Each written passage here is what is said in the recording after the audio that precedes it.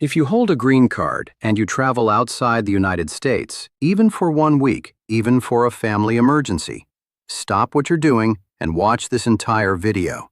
Because right now, CBP is denying lawful permanent residence at the border, not months later, not through a letter in the mail, at the airport. This month, green card holders are being pulled into secondary inspection, questioned for hours, pressured to sign away their permanent resident status. People with clean records, valid green cards, American children, still stopped at the airport. Today I'm going to show you the 4 biggest triggers that can put your green card at risk during re-entry, and the first one catches more green card holders than all the others combined. Rule number 1 is the one almost nobody takes seriously, the 180-day trigger. Most green card holders believe the only number that matters is 1 year. That is not how CBP looks at your travel history. Today, officers are looking at the complete picture, not just your last trip, your overall travel. Pattern matters. Imagine you leave the United States for 5 months.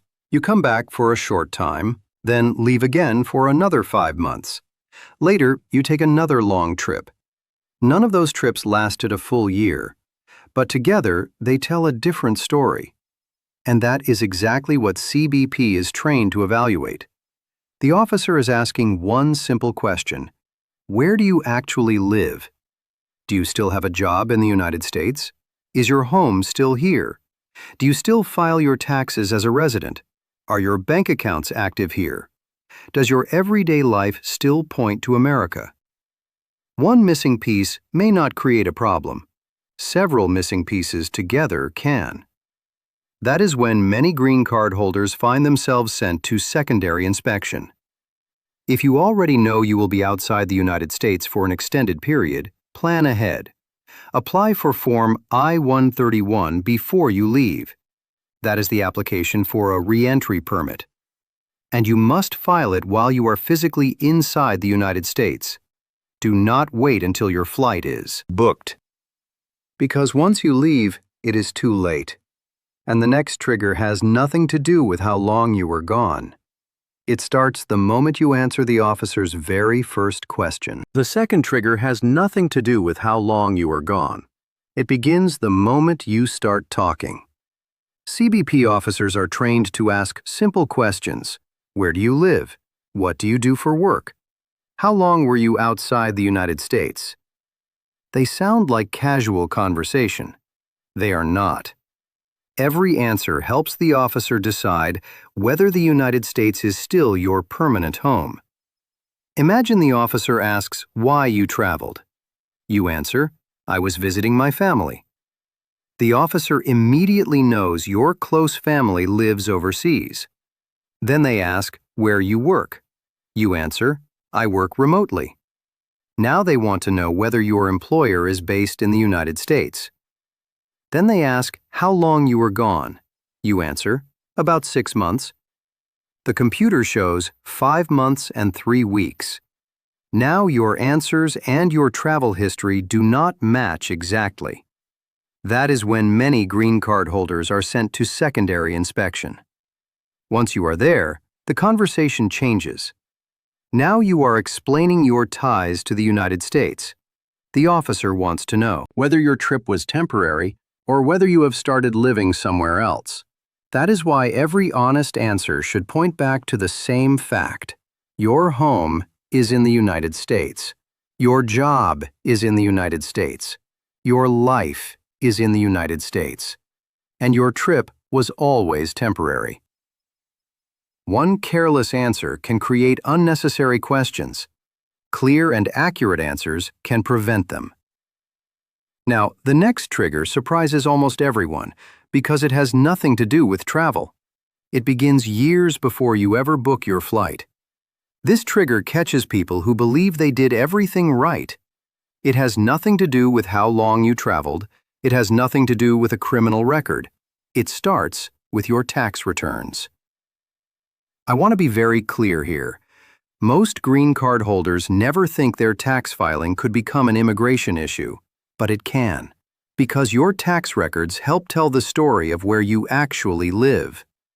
If your tax return says one thing and your green card application says another, that creates questions. Questions are exactly what you do not want at the border.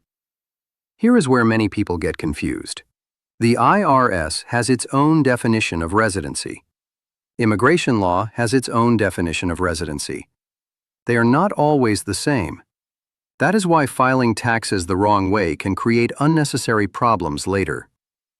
If you have been filing as a non-resident when you should not have been, do not ignore it. Fix it before your next international trip.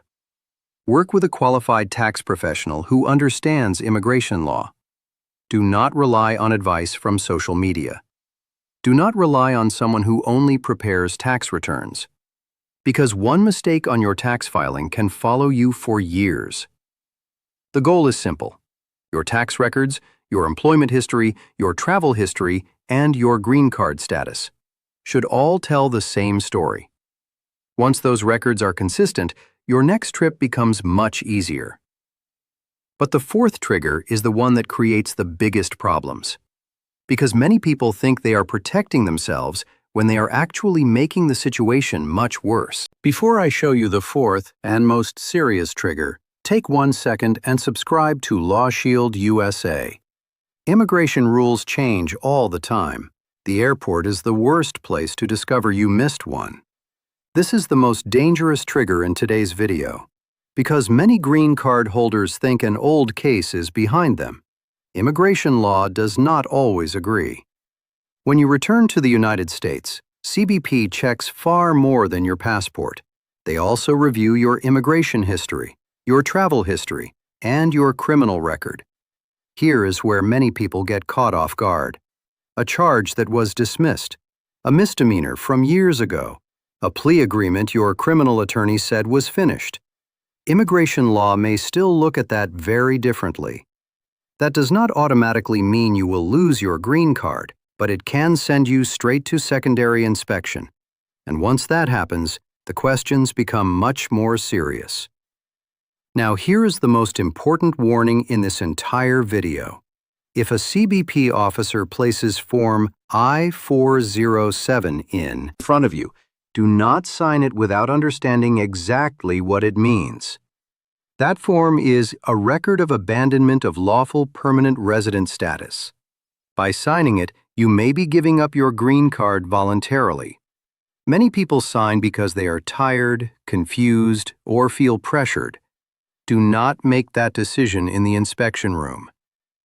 If you do not understand what you are being asked to sign, say these words. I do not wish to sign anything today. I want to speak with an immigration attorney. Stay calm, stay respectful, and never let pressure force you into a permanent decision. Now let me show you 3 simple steps that can help protect you before your next trip. Before your next international trip, do these 3 things. First, carry proof that your life is in the United States. Bring a copy of your lease, your most recent tax return, recent pay stubs, and proof of your employment. Keep everything together in one folder. If an officer has questions, you will already have the answers. Second, if you expect to be outside the United States for a long period, apply for Form 1131 before you leave. Do not wait until you are already overseas. A reentry permit can make a major difference, but only if you apply while you are still inside the United States. Third, if you have any criminal history, even if it seems old, minor, or dismissed, speak with an immigration attorney before you travel. Do not assume your criminal attorney understands immigration law. The 2 systems follow different rules. One conversation before your trip could prevent a much bigger problem at the airport. A few hours of preparation today can save you days of stress later. Here is the truth. Most green card holders travel every year without any problems, but the margin for error is getting smaller, and one mistake can create questions you never expected. Remember the 4 triggers: long travel patterns, what you say at the border, your tax records, and your criminal history. If you prepare before you travel, you put yourself in the strongest possible position. If this video helped you, subscribe to LawShield USA. Every week, I break down immigration rules in plain English so you know what is changing before it affects your family. Take care of yourself, travel safely, and remember, the best time to protect your green card is before your next flight.